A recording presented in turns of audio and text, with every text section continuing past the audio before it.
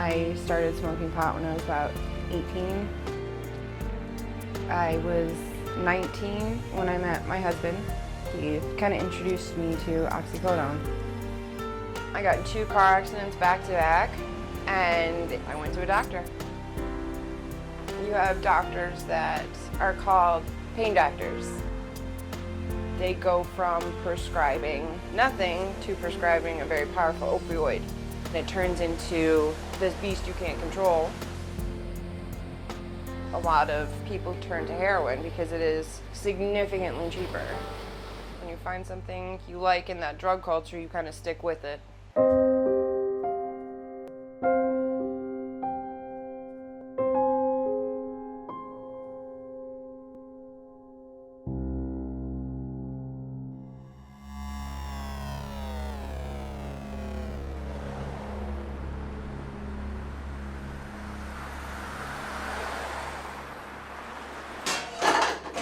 Okay, do we have any aluminum foil? It's a negative. John and I have been together now 10 years. He was my knight in shining armor, and then we slowly fell into addiction. Yes, dear. We split up for about 4 or 5 months when I went into rehab. I could feel a piece of me missing, but I was so broken outside of our relationship, there's absolutely no way he and I would have been good together. In order for us to be the best version of ourselves, we had to worry about ourselves for a minute. That'll do. After him graduating rehab and being there for the same amount of time, it allowed us to come back together as the people we were when we first met. No, pour some more. I'll tell you when. We're involved in family court, and my daughter is with my mom. She has been taken out of my husband and my custody for the time being. We're building slowly towards her coming and living with us. My focus is being the best father, the best provider, the best person I can be. And there's nothing that I wouldn't do for her. We're still left with all the problems and the debt that we had incurred before we went into rehab, and then starting off trying to find a place to live, getting all the essentials, a bed. Finding balance when it's so tilted. Yeah. You're still weighed down by your past, and here you are trying to balance everything out just because of the wreckage. It's impossible. Yeah, it's really hard to find that balance right now. But we manage.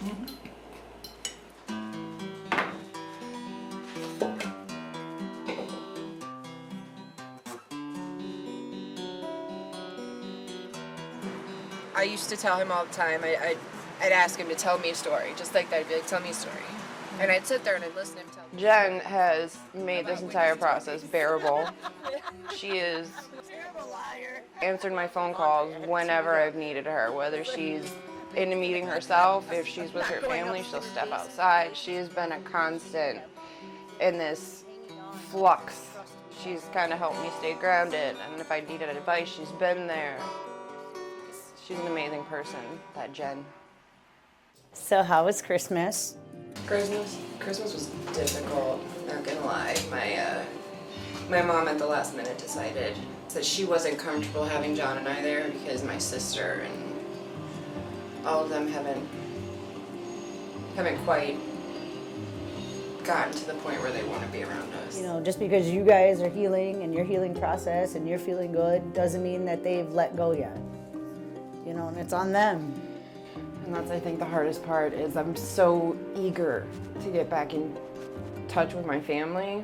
A lot of people want to heal those relationships and they don't really grasp that the other side isn't necessarily ready to heal or willing to heal right away. You can't force somebody to see you change. Part of letting go is letting go of your family to allow them to heal too. As hurtful as it can be, that's why we say build a support network, because other people have done this too. That's why we see them 3 times a week, to work on how they feel and how difficult it is. Part of getting sober is making a new family, sort of. At least you guys have each other, which is great because there's a lot of people alone, but you guys have each other, you know, and if you have positive people to spend, you know, holidays and stuff with, you know, that really helps.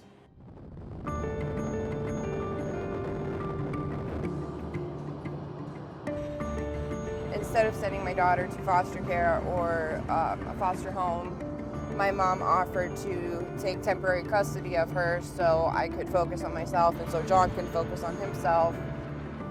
She has been with my mom since I entered rehab, so it's going on almost 11 months that I haven't been around her.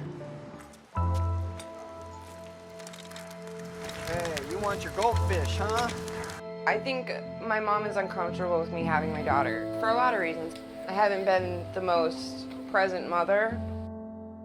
My mom has been her caregiver for almost her entire life because I was there but not there. I was using, I was getting high. I think my mom's extremely uncomfortable. She's not quite sure of my resolve. Addiction is not just about the addict, it affects the whole family. And it has caused my mom to be very distrustful of not only me, but of my actions. Okay, let's go find Daddy. I can't force it, I cannot pressure her. It'll end up causing more harm than good.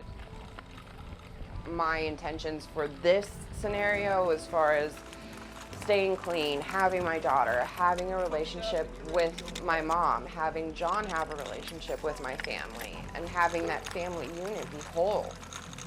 That's what I want out of all of this.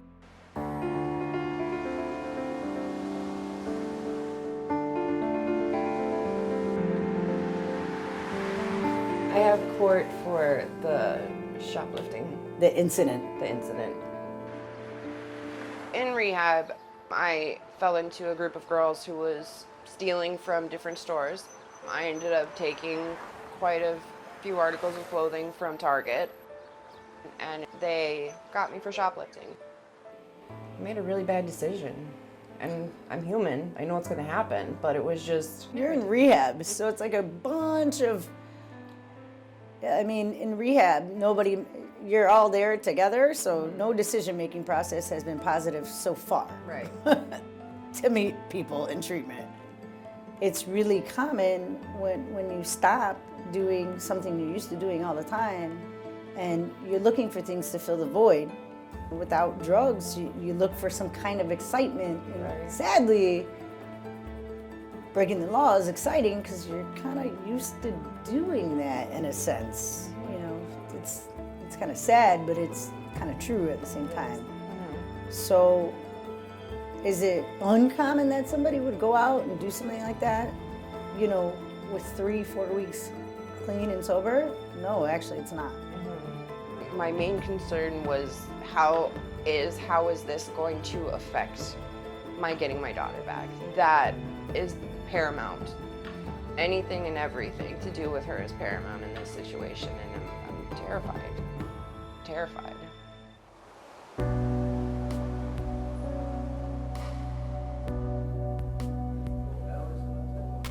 My greatest fear is going on probation and losing my job, and then in turn having this family court process drag out even longer.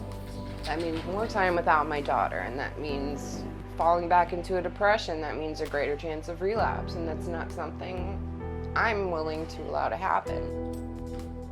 Michelle Gonzalez Paulson, now presiding. Good afternoon, everyone. Thank you. May be seated. This case being called is Allison Nicole Norland. Good afternoon, Judge.